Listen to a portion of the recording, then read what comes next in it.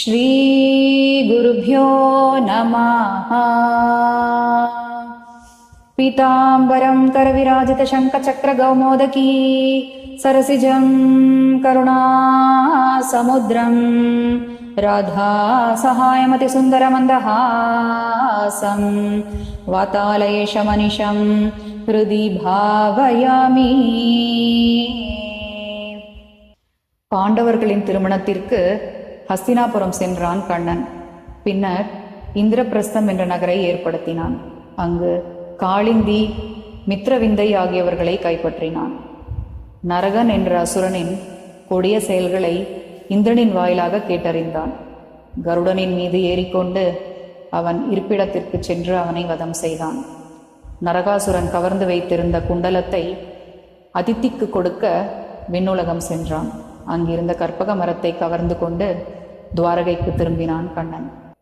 தசகம் 81 காளிந்தி முதலியவர்களை மணத்தலும் கற்பக மரத்தை கவர்தலும். ஸ்னிக்தாம் முக்தாம் சததமபிதாம் லாலயன் சத்யபாமாம் யாதோ பூயः சஹ கலுதயா ராஜ்ஞசேனீ விவாஹம்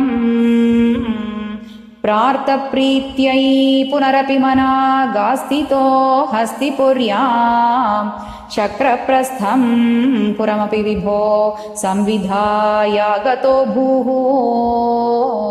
भद्रां भद्रां भवदवरजां कौरवेणार्त्यमानां त्वद्वाचाता महृतकुहनामस्करी शक्रसूनुः. तत्र क्रुद्धं बलमनुनयन् प्रत्यगास्तेन सार्धं शक्रप्रस्थं प्रियसकमुदे सत्यभामा सहायः.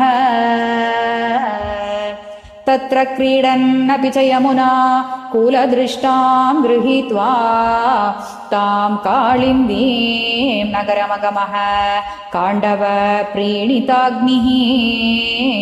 भ्रातृत्रस्तां प्रणयविवशां देवपैतृष्वसेयीं राज्ञां मध्ये सपदि जहिषे मित्रविन्दामवन्तीं. सत्यां गत्वा पुनरुदवहो नग्नजिन्नन्दनां तां बद्ध्वा सप्तापि च वृषवरान् सप्तमूर्तेर्निमेषात्. भद्रां नाम प्रददुरथते देवसन्तर्धनाद्या तत्सोदर्यां वरद भवत सापि पैतृष्वसेयीं. पार्थाद्यैरप्यकुललवनं तोयमात्राभिलक्ष्यं लक्ष्यं चित्वा शफरमवृथा लक्ष्मणामद्रकन्याम् अष्टावेवं तव समभवन् वल्लभास्तत्र मध्ये शुश्रोतत्वं सुरपतिगिरा भौमदोश्चेष्टितान्. स्मृतायां प्रक्षिप्रवरमधिरूढस्त्वमगमो वहन्नङ्के भामा मुपवनमिवारातिभवनम्. विबिन्दन् दुर्गाणि त्रुटितपृतना शोणितरसैः पुरं तावत् प्राग्ज्योतिषमकुरुथा शोणितपुरम्. मुरस्त्वां पञ्चास्यो झलदिवनमध्या उदपतत् सचक्रे चक्रेण प्रदलितशिरा मंशुभवता चतुर्दन्तैर्दन्तावलपतिभिरिन्धानसमरं रथाङ्केन चित्वा नरकमकरोस्तीर्णनरकम्. स्तुतो भूम्या राज्यं सपदि भगदत्तेस्य तनये गजं चैकं दत्वा प्रजिघैतनागान् निजपुरम्. खलेना बद्धानां स्वगतमनसां षोडश पुनः सहस्राणि स्त्रीणामपि च धनराशिं च विपुलाम् भौमापहृतकुण्डलं तददितेर्दातुं प्रयातो दिवं शक्राद्यर्महितः समं दयितया द्युस्त्रीषु दत्ता ह्रिया कृत्वा कल्पतरुं वृषाभिपतितं जित्वेन्द्रमभ्यागमः तत्तु श्रीमददोष ईदृश इति व्याख्यातुमेवाकृताः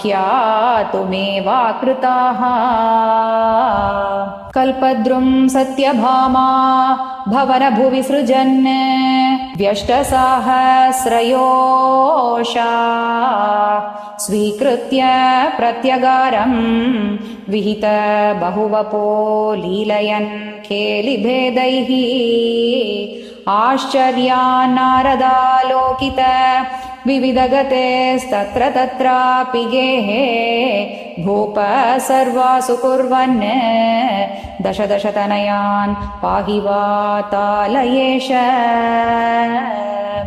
सर्वत्र गोविन्दनाम संकीर्तनं गोविन्द गोविन्द श्री गुरुवायूरप्पाचरणं नारायण नारायण नारायण नारायण नारायण नारायण नारायण नारायण नारायण नारायण नारायण नारायण